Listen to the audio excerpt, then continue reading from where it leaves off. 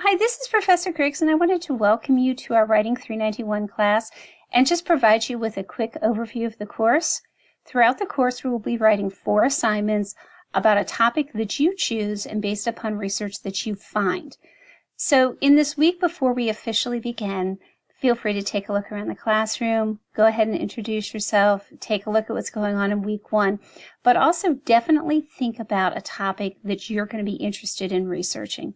It should be something that you care about, that's controversial, and that scientists are studying right now, trying to find an answer to the question.